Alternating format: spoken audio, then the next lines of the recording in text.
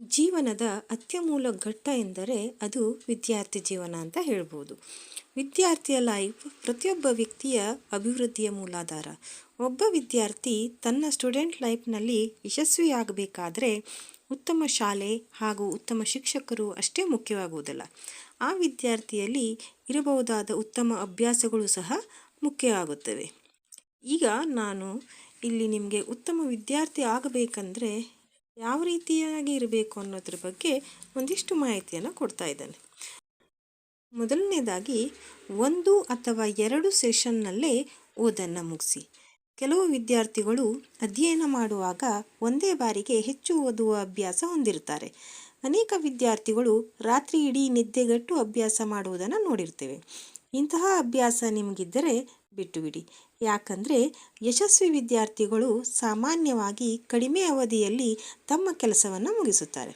ಕೇವಲ 1 ಅಥವಾ 2 ಸೆಷನ್ನಲ್ಲೇ ಓದು ಮುಗಿಸ್ತಾರೆ. ನೀವು ಸಹ ಯಶಸ್ವಿ ವಿದ್ಯಾರ್ಥಿಯಾಗಿ ಬಯಸಿದರೆ ನಿಯಮಿತವಾಗಿ ಕಡಿಮೆ ಅವಧಿಯಲ್ಲಿ ಸ್ಟಡಿ ಮಾಡುವುದನ್ನು ಅಭ್ಯಾಸ ಮಾಡಿಕೊಳ್ಳಿ. ಎರಡನೇದಾಗಿ ಪ್ಲಾನ್ ಪ್ರಕಾರ ಸ್ಟಡಿ ಮಾಡುವುದು. ಟಾಪರ್ ವಿದ್ಯಾರ್ಥಿಗಳು ಅಧ್ಯಯನ ಮಾಡುವಾಗ ವಾರ ಪೂರ್ತಿ ತಮ್ಮ ಸ್ಟಡಿ ಬಗ್ಗೆ ಟೈಮ್ ಟೇಬಲ್ ಹಾಕ್ಕೊಂಡಿರ್ತಾರೆ. ನಂತರ ತಮ್ಮ ವೇಳಾಪಟ್ಟಿಯನ್ನು ಕಟ್ಟುನಿಟ್ಟಾಗಿ ಅನುಸರಿಸ್ತಾರೆ. ಯೋಜನೆ ಎನ್ನುವುದು ನಿರಂತರ ಪ್ರಕ್ರಿಯೆಯಾಗಿದ್ದು ಇದು ಕಲಿಯಲು ಸಹಾಯ ಮಾಡುತ್ತದೆ. ಪಠ್ಯಕ್ರಮಗಳ ವಿಷಯಗಳ ಬಗ್ಗೆ ಸಂಪೂರ್ಣ ಅರ್ಥವನ್ನು ತಿಳಿದುಕೊಳ್ಳಲು ನೆರವಾಗುತ್ತದೆ. ಹಾಗಾಗಿ ನೀವು ಸಹ ಅಭ್ಯಾಸದ ಬಗ್ಗೆ ದಿನಚರಿ ಮಾಡಿಕೊಳ್ಳಿ. ನಂತರ ಟೈಮ್ ಟೇಬಲ್ ಸೆಟ್ ಮಾಡೋದು ಮುಖ್ಯ. ಪ್ರತಿಯೊಬ್ಬ ವಿದ್ಯಾರ್ಥಿ ತನ್ನ ಅಧ್ಯಯನಕ್ಕೆ ಸಮಯವನ್ನು ನಿಗದಿಪಡಿಸಬೇಕು. ದಿನಚರಿಯಂತೆ ಪ್ರಕಾರ ಸ್ಟಡಿ ಮಾಡುವುದು ಮುಖ್ಯವಲ್ಲ. ಅದರಂತೆ ನಿರ್ದಿಷ್ಟ ದಿನ ಹಾಗೂ ನಿರ್ದಿಷ್ಟ ದಿನಾಂಕಕ್ಕೆ ತಕ್ಕಂತೆ ವೇಳಾಪಟ್ಟಿ ಮಾಡಬೇಕಾಗುತ್ತದೆ. ಒಂದೇ ಸಮಯಕ್ಕೆ ತಕ್ಕಂತೆ ಅಭ್ಯಾಸ ಮಾಡಲು ಪ್ರಾರಂಭಿಸಬೇಕು.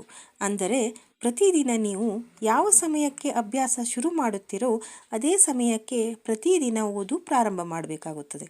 ಇದರಿಂದ ನೀವು ಮಾನಸಿಕವಾಗಿ ಹಾಗೆ ಭಾವನಾತ್ಮಕವಾಗಿ ಹೆಚ್ಚು ಸಿದ್ಧರಾಗುವುದಲ್ಲದೆ ನಿಮ್ಮ ಉತ್ಪಾದನಾ ಶಕ್ತಿ ಕೂಡ ಹೆಚ್ಚುತ್ತೆ. ಕೆಲವೊಮ್ಮೆ ಅನಿರೀಕ್ಷಿತವಾಗಿ ಯಾವುದೇ ಕೆಲಸ ಎದುರಾಗಬಹುದು. ಅಂಥ ಸಂದರ್ಭದಲ್ಲಿ ನಿಮ್ಮ ವೇಳಾಪಟ್ಟಿಯನ್ನು ಬದಲಾಯಿಸಬಹುದು. ಬಳಿಕ ಅದೇ ವೇಳಾಪಟ್ಟಿ ಅನುಗುಣವಾಗಿ ಮತ್ತೆ ಅಭ್ಯಾಸ ಮಾಡಬೇಕು. ನಂತರ ಅಧ್ಯಯನದ ಜೊತೆಗೆ ನಿರ್ದಿಷ್ಟ ಗುರಿ ಇರಲಿ. ಪ್ರತಿಯೊಬ್ಬ ವಿದ್ಯಾರ್ಥಿ ತನ್ನ ಓದಿನ ಬಗ್ಗೆ ನಿರ್ದಿಷ್ಟ ಗುರಿ ಹೊಂದಬೇಕಾಗುತ್ತದೆ. ಪ್ರತಿ ಸೆಷನ್ ಪ್ರಾರಂಭ ಮಾಡುವುದಕ್ಕೂ ಆ ಸೆಷನ್ನಲ್ಲಿ ಯಾವ ಪಠ್ಯದ ವಿಷಯದ ಬಗ್ಗೆ ಅಭ್ಯಾಸ ಮಾಡಬೇಕು ಎಂಬ ಬಗ್ಗೆ ಗುರಿ ಹೊಂದಿರಬೇಕು. ವಿಷಯಗಳನ್ನು ಅಧ್ಯಯನ ಮಾಡುವಾಗ ಗುರಿ ಸ್ಪಷ್ಟವಾಗಿರಬೇಕು. ನಿಮ್ಮ ಗುರಿ ಏನು ಎಂದು ಮೊದಲು ಖಾತರಿಪಡಿಸಿಕೊಂಡು ನಂತರ ಓದಿಗೆ ತಕ್ಕಂತೆ ತಯಾರಿ ನಡೆಸಬಹುದು. ನಂತರ ಸಬ್ಜೆಕ್ಟ್ ಕ್ಲಿಷ್ಟಕರವಾಗಿದೆ ಎಂದು ಓದು ಮುಂದೂಡಬೇಡಿ.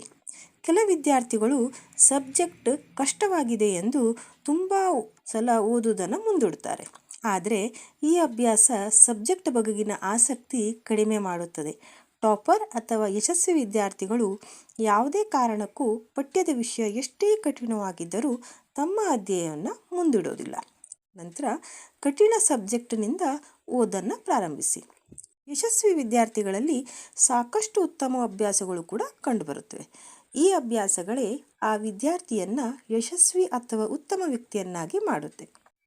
ಅದೇ ರೀತಿ ನಿಮಗೆ ಕ್ಲಿಷ್ಟಕರವಾದ ಸಬ್ಜೆಕ್ಟ್ ಅಥವಾ ಟಾಪಿಕ್ನಿಂದ ಓದು ಪ್ರಾರಂಭಿಸಬೇಕು.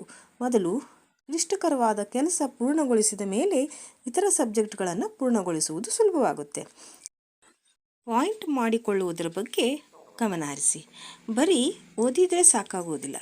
ಜೊತೆಗೆ ಓದಿಗೂ ಮುನ್ನ ಪಾಯಿಂಟ್ಸ್ ಮಾಡಿಟ್ಟುಕೊಳ್ಳುವ ಅಭ್ಯಾಸ ಒಳ್ಳೆಯದು. ಏನು ಓದಬೇಕು ಎಂಬುದರ ಬಗ್ಗೆ ಪಾಯಿಂಟ್ಸ್ ರೂಪದಲ್ಲಿ ಟಿಪ್ಪಣಿ ಮಾಡಿಕೊಳ್ಳುವುದು ಬಹಳ ಮುಖ್ಯ. ಕಲಿತಿದ್ದನ್ನು ಮನನ ಮಾಡದಿದ್ದರೆ ಬರೆಯದಿದ್ದರೆ ಅದು ಮುದ್ರಣವಾಗುವುದಿಲ್ಲ. ಮುದ್ರಣವಾಗಿದ್ದನ್ನು ಆಗಾಗ ನೆನಪಿಸಿಕೊಳ್ಳಲು ಪಾಯಿಂಟ್ಸ್ ಅಥವಾ ಟಿಪ್ಪಣಿ ಬರೆದುಕೊಂಡು ನೆನಪು ಮಾಡ್ಕೋಬೇಕು. ಪ್ರತಿ ಅಧ್ಯಯನಕ್ಕೂ ಮುನ್ನ ಟಿಪ್ಪಣಿ ಮಾಡಿಕೊಳ್ಳುವ ಅಭ್ಯಾಸ ಮಾಡಿಕೊಂಡರೆ ಕಲಿತ ಪ್ರಮುಖ ವಿಷಯ ನೆನಪಿಟ್ಟುಕೊಳ್ಳಲು ಸಾಧ್ಯವಾಗುತ್ತದೆ. ಮುಖ್ಯವಾಗಿ ಗಣಿತ, ಇತಿಹಾಸ, ಕೆಮಿಸ್ಟ್ರಿ ವಿಷಯಗಳ ಬಗ್ಗೆ ನೀವು ಓದುವಾಗ ಪಾಯಿಂಟ್ ಮಾಡಿಟ್ಟುಕೊಳ್ಳುವ ಅಭ್ಯಾಸವನ್ನು ಮಾಡಿಕೊಳ್ಳಿ. ಸಾಮಾನ್ಯವಾಗಿ ಓದುವಾಗ ಕೆಲವರು ಓದಿನ ಕಡೆ ಗಮನ ನೀಡೋದಿಲ್ಲ. ಸ್ಟಡಿ ಮಾಡಿದರೆ ಅಷ್ಟೇ ಸಾಲದು, ಮಕ್ಕಳಿಗೆ ಕಾನ್ಸಂಟ್ರೇಷನ್ ಹಾಗೂ ಇಂಟ್ರೆಸ್ಟ್ ಕೂಡ ಇರಬೇಕಾಗುತ್ತದೆ. ಓದುವಾಗ ನಿಮ್ಮ ಗಮನ ಬೇರೆ ಕಡೆ ವಿಚಲಿತವಾಗದಂತೆ ಗಮನ ಹರಿಸಿ. ಹೀಗಾಗಿ ನೀವು ಅಧ್ಯಯನ ಮಾಡುವುದಕ್ಕೆ ಪ್ರಾರಂಭಿಸುವ ಮೊದಲು ಸರಿಯಾದ ಸ್ಥಳಗಳನ್ನು ಆಯ್ಕೆ ಮಾಡಿ. ಆ ಸ್ಥಳದಿಂದ ಯಾವುದೇ ಶಬ್ದದಿಂದ ಕೂಡಿರಬಾರದು. ಗ್ರೂಪ್ ಸ್ಟಡಿಗೆ ಹೆಚ್ಚಿನ ಪ್ರಾಶಸ್ತ್ಯ ನೀಡಿ. ನಾವು ಪರೀಕ್ಷೆಗಾಗಿ ಓದಿದರೆ ಖಂಡಿತ ಫೇಲ್ ಆಗ್ತೇವೆ. ತಿಳುವಳಿಕೆಗಾಗಿ ಓದಿದರೆ ಪಾಸ್ ಆಗ್ತೇವೆ. ತಿಳುವಳಿಕೆ ಒಬ್ಬರಿಂದ ಒಬ್ಬರಿಗೆ ವಿಭಿನ್ನವಾಗಿರುತ್ತದೆ. ಧನ್ಯವಾದಗಳು. ಒಂದು ವೇಳೆ ನಿಮಗೆ ಈ ಮಾಹಿತಿ ಇಷ್ಟ ಆಯಿತು ಅಂದರೆ ಈ ವಿಡಿಯೋವನ್ನು ಲೈಕ್ ಮಾಡಿ, ಶೇರ್ ಮಾಡಿ, ಹಾಗೆ ಚಾನೆಲನ್ನು ಸಬ್ಸ್ಕ್ರೈಬ್ ಮಾಡಿ.